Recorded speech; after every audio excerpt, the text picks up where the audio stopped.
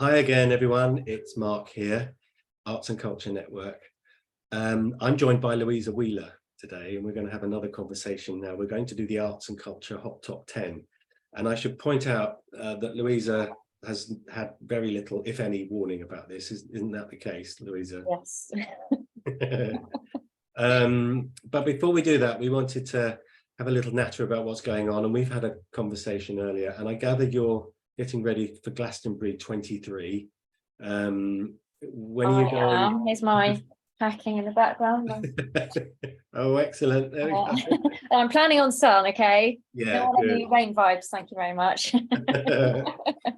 That's brilliant. And I think are you looking forward to Elton John? I think he's headlining, isn't he? Yes. That would be a show and a half. That really Oh, would. That's a bucket list job, that is. Yeah, I just can't wait to see him. That's on my list of non-negotiables. Obviously, when you go to the festival, there's so much going on, and it can be difficult to make it to everything that you want to, but Elton John is on my must-see list. And are you a get down the front and wait 3 hours sort of person, or are you a halfway back nearer the bar kind of thing? No, yeah, definitely hanging around by the bar. Okay. Well, have a fantastic weekend. I'm afraid I'm not a festival welly wearer. I'm afraid that skipped me. I'm afraid that the last festival I went to was probably the Proms or Glyndebourne. Oh, really? A bit different. A lot more civilized than some wellies, yeah. Yeah. Excellent. So thank you very much. And I should also point out that you are the queen of images and words at Ilona Design. So if anybody out there needs anything looking fantastic or reading beautifully or both, then Louisa is your person. So the links will be dotted around this video. So thank you for that. That's very kind of you. Thank you. Okay, here we go. Okay. First question is, do you have a favorite building? Oh, yeah. Now I'm trying to remember the name of it. It's in Venice, in the square. I don't remember exactly what it's called. I think it's like St. Mark's Cathedral. There's a cathedral there, and it's got this amazing purple marble exterior. And when I saw it, my jaw dropped, and I actually was on the verge of tears, because it was that beautiful. The intricate carvings in the marble were just absolutely stunning. I'm sure someone who's watching this will know what building I'm talking about. I just can't remember the name of it. But I know. I think, is it the one, you have all of those arches along the left? Yeah, it's the one. It's facing you as you walk into the square. Yeah. And the river's over there. That's right. Yeah. Is it the one with the horse sculptures? I believe. And you can get up there and stand on the balcony, I think. You might be right. Yeah. I think if it's the same one, you're right, it is St. Mark's. And inside are the most ridiculous amounts of mosaics. Almost the whole thing is covered with a green kind of mosaic, with the tiles are about this big. Yeah, and mosaics, I absolutely adore mosaics. Yeah. And my God, don't Italian cathedrals just do them so wonderfully?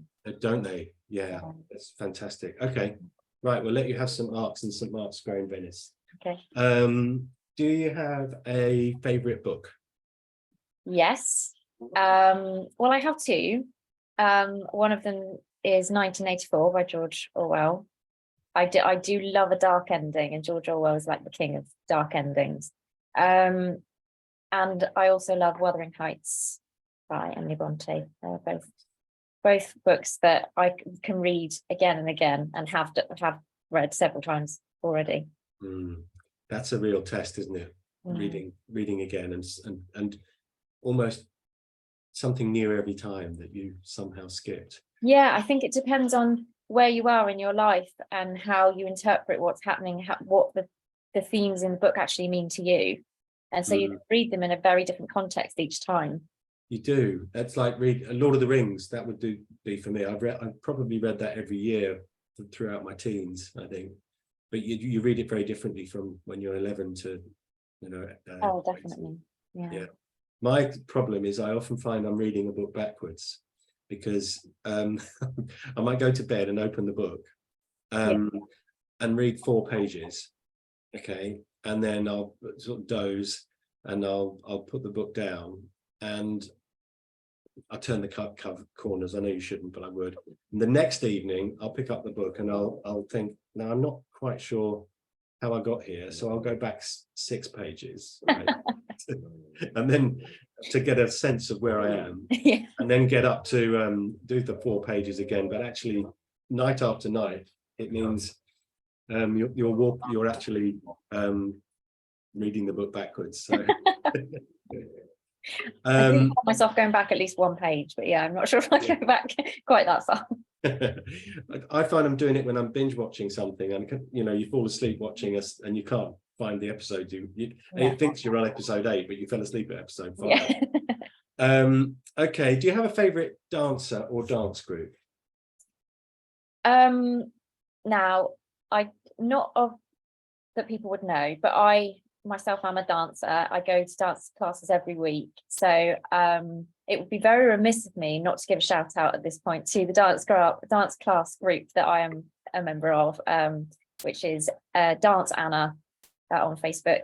And yeah, she's amazing. She's been my dance teacher now for 5 years, and we've had sort of private lessons together. She's really transformed my dance from going I did ballet and tap when I was around 5, going from that to leaving that at age 5 or 6, however old I was, and then basically starting from scratch. People sort of say, oh, so did you used to be a professional dancer then? And no, it's purely her tuition, and she is absolutely incredible. So I'm extremely grateful for her, because it's not just about the dance itself, it's also the confidence that it gives you in all sorts of other areas of your life, that how happy I come away after a dance class, and how much it lifts my mood doing it on a regular basis. So it really has. I'm so grateful to her for bringing dance back into my life. It's brilliant. So Dance Anna on Facebook. Yeah. Excellent. Love that. Now this one's an odd one. I want you to assume you've been exiled from the UK. Have you lived in any other countries around the world? I have not. Right, so it's the UK only. You're being exiled. I'm not sure what you've done, but then you're probably innocent. But you can choose where you live based on your perception of the culture of that country. So where would you choose to live if you couldn't live in the UK? Okay, so as a massive travel fan, I have given this question much thought over the years. And I do consider myself to be fairly well travelled. For years, my 2 favourite countries were New Zealand and Thailand. But obviously New Zealand is so incredibly far from the UK that distance itself I have my reservations about if I was ever to relocate. I would love it there if I could get there in a couple of hours instead of a couple of days. The other top choice for me, if I was to live in another country, was Thailand. Beautiful culture, beautiful food, people, scenery, everything. But again, it is quite far away. And there are a lot of cultural differences which would make it quite tricky from a logistical kind of business, how you're going to make money kind of perspective for me. So quite recently, well, I say recently, in the last sort of 3 years, my sister actually introduced me to Madeira, which is part of Portugal, but it's sort of down near the Canary Islands, that kind of way. So it's a 3.5 hour flight. That for me offers me everything that I would want in terms of relocation. It's a very nice, it's very tidy, very clean. The people are lovely. The food's fantastic. The weather is between 20 and 30 degrees all year round. It's got obviously beautiful sea views basically wherever you are, because it's an island. And it just kind of ticks all the boxes. I think for me, the weather is the key one, to be between 20 and 30 degrees all year round. Even the UK in the summer, sometimes last year we had, over 40, but it never actually gets too hot there, and it never gets really that cold. So nice. For Madeira is my answer. That's nice. I remember Stephen Fry once said he wouldn't want to live anywhere where he couldn't be comfortable in a shirt and tie. And I kind of get that, and you probably would be. Yeah, I think you would be in Madeira. Yeah. I didn't realise. I imagine it's excuse me, it's island state. It's where it is sort of regulates its temperature, so it never gets uncomfortably hot. Like that's interesting. Nice. I like that. The big draw. Yeah. They will give you Madeira with holidays in New Zealand. Yeah. And Thailand. We're stopping off at Thailand on the way. On the way, yeah. Oh, I can live with that. Yeah. Okay. Now, do you participate in any sport, or or are you a spectator of a favorite sport? I'll be honest, I'm not a huge sports fan, actually. I would say the only sports that I watch on the telly are Wimbledon and the Summer Olympics. Other than that, not for me, I'm afraid. I'm with you, really. Okay, now this is cruel, I'm afraid. I'm only going to let you listen to one musical genre for the rest of your life. Oh, God. The rest of my life. Oh, Mark, that is cruel. It's very cruel. I'm sorry. Because I do like it, like pretty much every genre. But there's only a few that I don't particularly enjoy. So I'm going to cop out and say pop, because that covers quite a lot, doesn't it? That gives me a little chance. That really is a cop out. Brilliant. Yeah, that'll give you Elton John, and that John is almost enough on his own. Okay, I'll let you have that one. Now, do you have a favorite visual artist? Oh, visual artist. Actually, I really like Banksy. Being growing up near Bristol, obviously fairly local boy. And yeah, I loved it when he did the takeover of the Tropicana in Western Supermare, the Disneyland. He also did the takeover in Bristol Museum. They're just, I mean, it's just fantastic. I love that sort of mix of poignant message with humor, and lightheartedness, but like a really strong message. I just love that. I think he also did something secretly on the door of a boys' boxing club in East London. Oh, did he? Because he heard that they were struggling financially. Oh. So they sold the door for tens of thousands. Not only is he talented, he's a nice chap. Yeah, and I don't understand how he or she has remained anonymous. I think they do. I think that. Do they know who is out of the bag? Yeah, I can't remember his name off the top of my head, but yeah. Oh, okay, interesting. Well, I still haven't found out, so Google it. Okay, do you have a favorite play or musical? Yes, Kinky Boots. I've seen it about 3 or 4 times now. I love it. I've seen it. I know what you mean. It's really, really great. Music. I think Matilda was a blew me away in its cleverness. And the movie's great. That's out as well. Oh, I haven't seen the new one. Yeah, is it good? Yeah, it's worth buying. I think it's on Prime or Netflix, but I paid for it. It's great.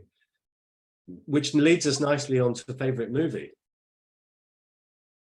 Favorite movie, Fight Club. I like a twist. Okay, and it's got that kind of darkness as well, which I quite like. So. Well, you're not allowed to tell me that. You can't talk about it. Oh, that's true. Yeah, we can't talk about it. So I guess. I saw a student was asked to review their favorite movie, and they put Fight Club. The first rule of Fight Club is you don't talk about Fight Club, and they got an A because the teacher wrote underneath, very good. You've obviously know and love the film. So. Yeah. Love that. Brilliant. And apart from me, who was the last person to make you laugh?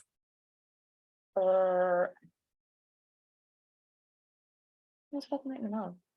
I live alone, so I see an awful lot of humans. I do a house sitting, so I see cats, but and they can make me laugh, to be fair, because they're idiots. So they are. I'm going to say a cat. Okay, a cat. They say dogs have masters, cats have staff. Oh, 100% true. Yeah. Crazy. Brilliant. That was fantastic. Thank you. I love doing this because there's always a surprise or two in there.